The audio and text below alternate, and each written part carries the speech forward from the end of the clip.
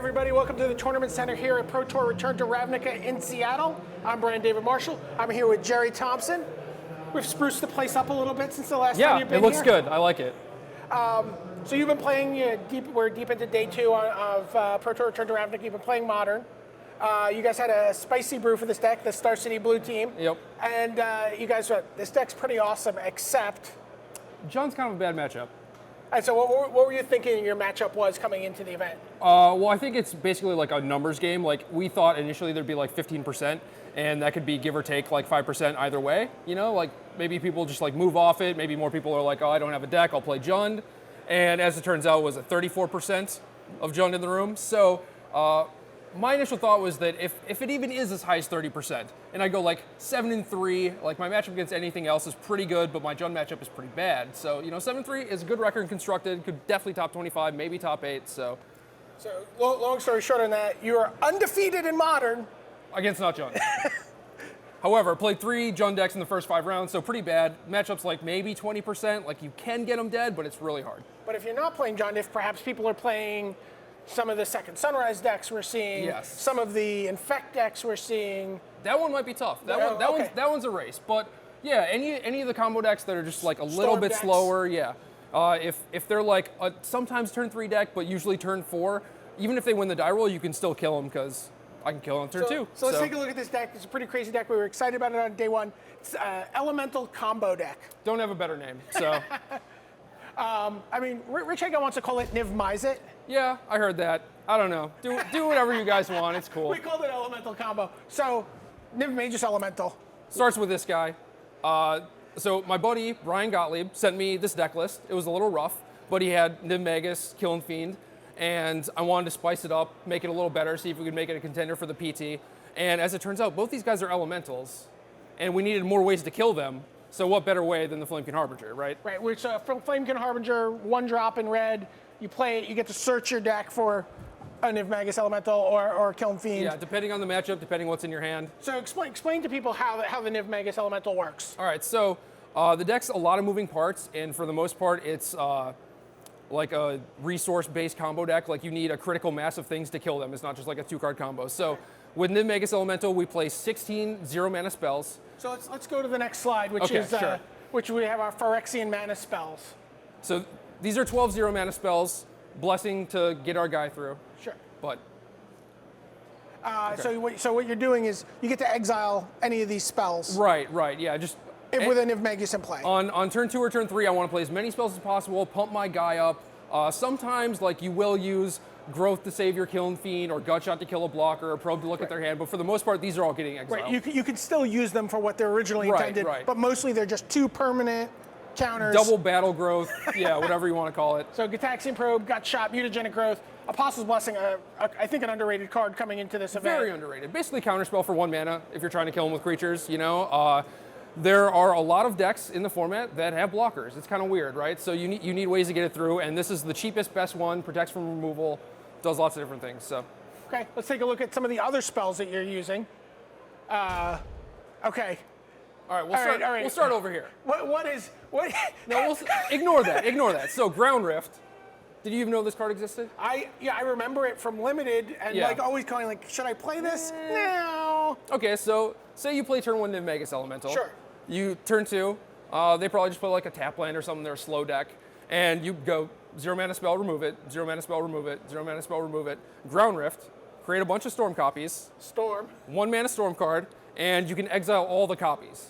So now that's 7 spells? 7 spells total, guys 15 power. If they don't have anything, they're dead next turn. If you have Apostle's Blessing, you can protect from whatever they're doing, so it's great. Yeah, you could also do that with Replicate spells if you somehow had a blue version. Yeah, Drowse is something that would do that. Or right, but the problem with that is like you have to spend blue for every copy you get. True. This is 1 red, and then I saw you playing a game, you got into a little counter war, you're like, oh, your opponent killed a guy. Yep. He did something else, you played a spell, he's like, path to exile, you're like, okay. Okay, fine, play Ground Rift, pump the other one. Kill you with that one. So yeah, this thing, like, you can also use it to get your creature through. So that helps. You can take one of the, you don't have to put all the copies and exile them all. Right. You could say, like, if they have 1 blocker, you could say, okay, this one says he can't block, the other 4 get exiled. And yep, exactly. Thoughteize. Yeah, protect the combo. We had 4. It's the last card we cut to to make room for another card that we'll get to in a second. And these are basically our Blazing Shoals for our Infect deck. A lot of the time we can get our guy to 10 power or whatever, but you want a way to double it, so that's why we're playing these. So it facilitates like a turn 2 or turn 3 kill a lot easier. And Tainted Strike over Assault Strobe, because if you play 4 free spells, then your Nivmagus is 9 power, so the +1 on this is actually very relevant. Right, so this actually boosts your creature. Yep, yeah. And this is a card you're probably going to actually cast. Yep, yeah, for sure. Let it resolve. Unless you have multiples of these, you're probably not exiling them. Sure. So that's it. It seems pretty simple. It's a pretty compact selection of cards. How is it that this is such a potent, combo deck? It's just really fast. Like they've printed enough cards that do enough similar things, like 0 mana spells, or like these 2 things basically double your guy's power. And then they printed Nivmagus Elemental to go along with Kiln Fiend, and now it's a deck. So the combination of hand disruption and removal from Jund is very tough, but against most of the other decks, like you're pretty well off, I think. Okay, let's just take a look at the mana. There's a mountain not represented on this slide. Yeah. There are also 4 Slaughter Packs in the deck. Oh, there are 4 Slaughter Packs. I don't know where those went. Okay. I don't know, but that's our other 0 missing 4 drop. Slaughter Packs. That card's important. It is very important. If you exile it, don't have to pay. You do not have to pay. So 4 Slaughter Packs, right? Yeah. You don't have to pay for the Slaughter Pact, and you can just cast it, exile it, +2. Yep, exactly. So 4 Blackcleave Cliffs, 3 Blood Crypt, 4 Scalding Tarn, 3 Arid Mesa.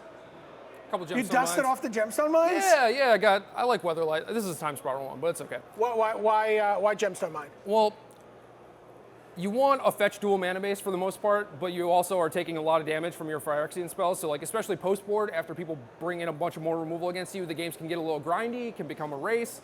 So you don't want to be taking that much damage from your lands. So Gemstone Mine, ideally, is never going to die because you're only going to use it once or twice and then kill them. Right. So it's not really that big of a deal. But in the post board games, it's kind of a liability, but for the most part, we wanted a bunch of fetch lands because like we're not playing a lot of lands. Thinning the deck helps, and the 2 damage from Blood Crypt doesn't really matter that much. But this doesn't deal us damage. So okay.